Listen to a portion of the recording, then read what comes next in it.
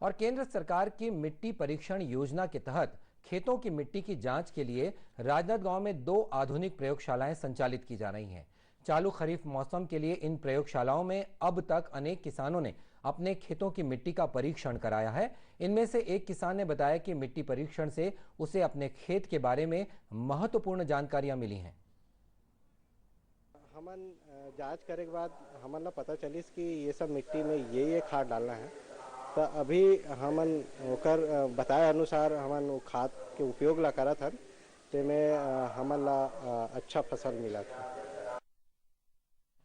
इस संबंध में राजनांदगांव के ग्रामीण कृषि विस्तार अधिकारी केशव प्रसाद शर्मा ने बताया कि इन प्रयोगशालाओं में मिट्टी की जांच के आधार पर उसमें मौजूद उर्वरक क्षमता की जानकारी दी जाती है।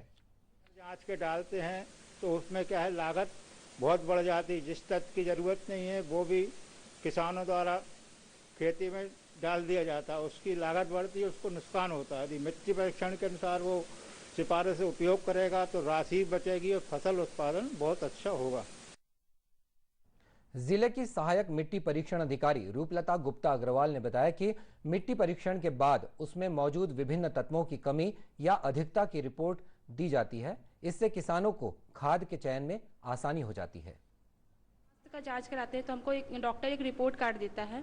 वैसे ही किसान भाई बहन यदि अपनी मिट्टी का जांच कराएंगे तो मिट्टी परीक्षण प्रयोगशाला के माध्यम से इस प्रकार का एक मृदा स्वास्थ्य पत्रक दिया जाएगा, जिससे उनको पता चलेगा कि उनके खेत में ये जो 12 तत्व है किस किस स्तर में उपलब्ध है।